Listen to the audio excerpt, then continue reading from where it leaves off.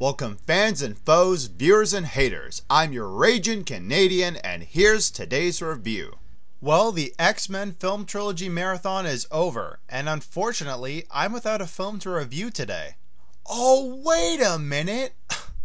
I completely forgot! There is another movie in this X-Men franchise, the Wolverine movie. Okay, you want it, you got it. Let's take a look at Wolverine. Yeah, that's right. We're gonna see Hugh Jackman in all his furious glory. A man searching for his past, trying to fit into society that'll never accept him, fighting vampires, werewolves, Frankenstein. Oh, I'm sorry, did I say the Wolverine movie? I meant the Wolverine ripoff, Van Helsing. Okay, so Van Helsing didn't rip off X-Men Origins Wolverine. It came out years before its release. But tell me you didn't expect metal claws to pop out of Hugh Jackman's hands at least once in this movie. These two characters are almost exactly the same. So you know what that means. I hereby call this movie a load of crap! Basically, the 2004 film Van Helsing is a reinterpretation of the scientist from Bram Stoker's Dracula, but it also mingled in characters and elements from some of the other horror classics, such as Frankenstein, the Wolfman, and Dr. Jekyll and Mr. Hyde. And you'd think that to combine these things that are so widely popular would make a great movie, but as Hollywood proves once again, it doesn't. It really, really doesn't. The plot told the story of, who else? Van Helsing, who was a monster hunter hired by the Vatican to hunt down, who else? Dracula. He's also joined by characters like Frankenstein and Anna Valerius, who want to help him slay the vampire count before he can spread terror across the world. Now, before I rip this movie apart, I have to address the fact that it was directed by Stephen Sommers, the same man behind the modernized Mummy franchise. And although that film and Van Helsing share the flaws of cliché characters and storytelling, Sommers does know how to pay respectful tribute to the original classics. You could tell that this was made by a man who loved the original horror movies and wanted to bring new life to them. While we're on the subject of the pros, I argue that Richard Roxburgh as the character of Dracula is actually pretty good. I mean, he's not Bela Lugosi or Christopher Lee, but he did bring a lot of life to some dialogue in this movie that would have just sounded awkward from most actors.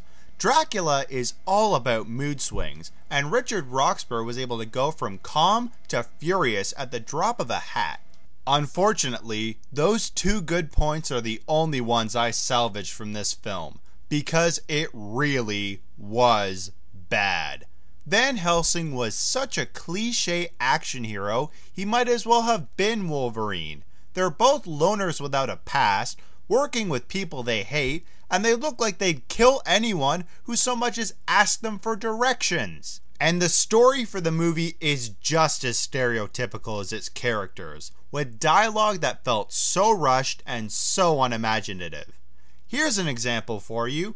Anna said that people call Van Helsing both a murderer and a holy man, and she wants to know which fits him more. So what does Van Helsing retort with? Yep, you guessed it. It's a bit of both. Holy crap. What came from the movie is some good CGI when it came to detail, but the designs of some of the creatures look pretty ridiculous. Most of the werewolves you see have ears resembling that of Batman. And sorry if I'm spoiling anything for you, but Dracula's children look like pudgy gremlins with wings. And if you thought after seeing the movie's trailer that the landscapes and scenery look cool, you might as well watch those scenes in the trailer again, because those shots last just about as long in the actual film. You see them, blink, and then they're gone. I really wish that I could say the music is impressive, but it's only in scenes where the vampires enter, because you do feel a sense of threat there. But the rest of it feels like something you could have just as easily spliced into the Mummy movies and nobody would tell the difference. Van Helsing was Bram Stoker's masterpiece turned into a mix between Solomon Kane and James Bond with nothing creative in between when it came to story or any of these characters. If you're a big fan of the old horror classics, you might get a good nostalgic feeling from watching the movie, but that's as far as it goes. My rating for Wolverine vs. Dracula, I'm sorry, I had something in my throat. My rating for Van Helsing is a 2 out of 10.